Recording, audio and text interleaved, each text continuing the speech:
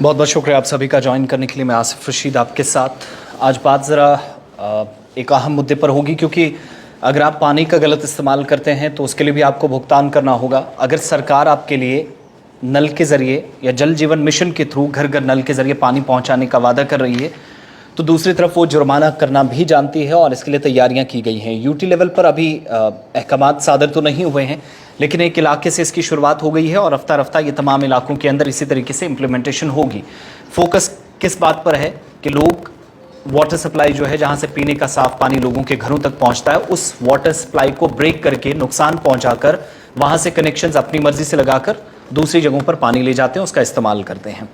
लेकिन अगर आप अब पानी का गलत इस्तेमाल करते हुए पकड़े गए, शवाहिद इंतजामिया के पास हैं, जल शक्ति डिपार्टमेंट जिसको आप पहले पब्लिक हेल्थ इंजीनियरिंग कहते थे या पीएचई डिपार्टमेंट, तो जल शक्ति डिपार्टमेंट आप पर 10,000 का न सिर्फ जुर्माना आयद करेगा बल्कि 2 साल तक जेल भी आपको भिजवाएगा। इसके भी इख्तियारात डिपार्टमेंट के पास हैं, अथॉरिटीज़ के पास हैं।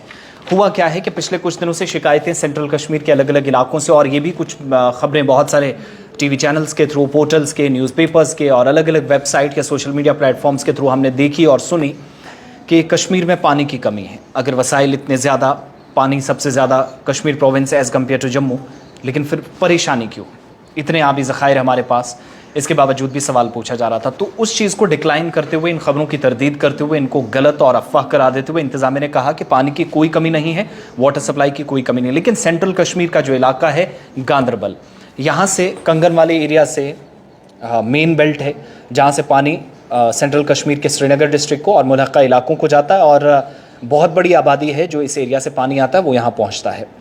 लेकिन जो वाटर कैनाल है, जो इम्पोर्टेंट कैनाल है, उसका इंतज़ामिया कह रही है कि वहाँ पर रिपेयर वर्क्स कुछ चल रहे हैं, वो कंप्लीट होते ही काम बाकी चीज़ें जो हैं वो ठीक कर ली जाएंगी।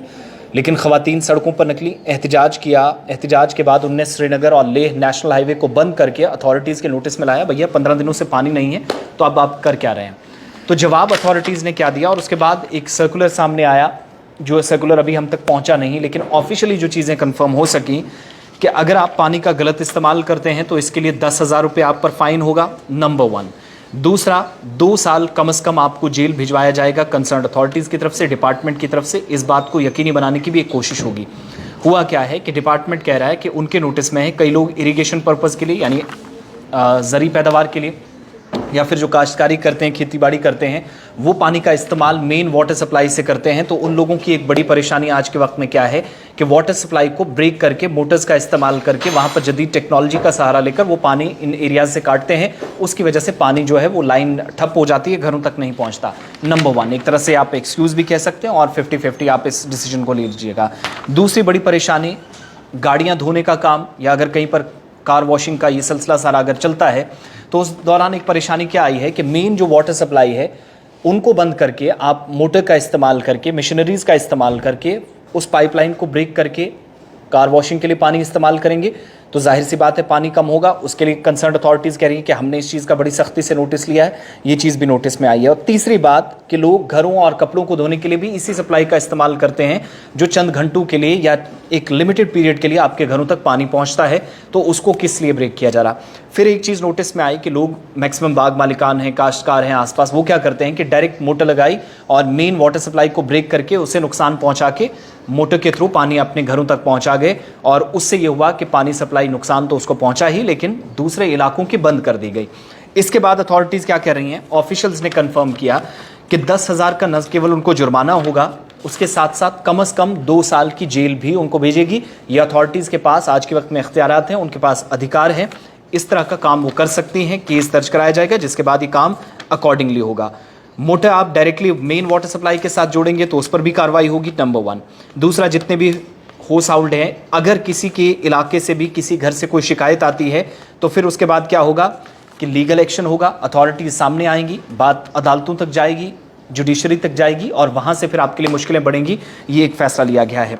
अब जो चीफ एग्जीक्यूटिव ऑफिसर्स होते हैं इसके मेन जल शक्ति डिपार्टमेंट के और एग्जीक्यूटिव इंजीनियर्स हैं, उनकी तरफ से भी इसकी तस्दीक की गई। तो श्रीनगर और गांदरबल के एरियाज़ के अंदर जब इसकी शुरुआत हो जाएगी, दैट मीन्स आहिस्ता आहिस्ता करके with in 20 districts of union territory of Jammu and Kashmir, जहाँ पर एक एक करके आप देखेंगे कि इस तरह का फैसला इंप्लीमेंट होगा, मुसीबत आपके लिए बढ़ सकती है।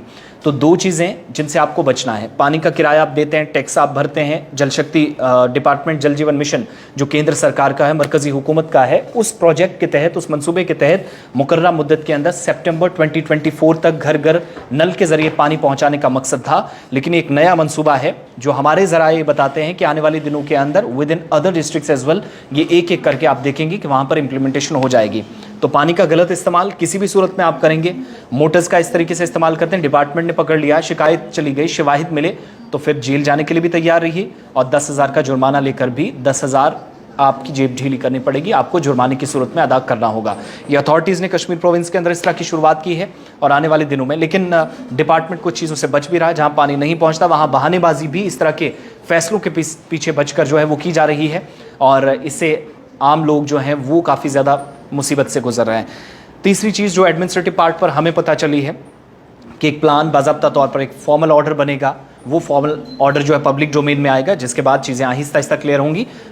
इस फैसले को हतमी शक्ल दी जाएगी, लाएमल आगे का तैयार किया गया है, प्लानिंग क्या होगी, प्रिपरेशंस क्या होंगी, उस हिसाब से नेक्स्ट फैसला जो है वो लिया जाएगा। बहुत बहुत शुक्रिया आप सभी का।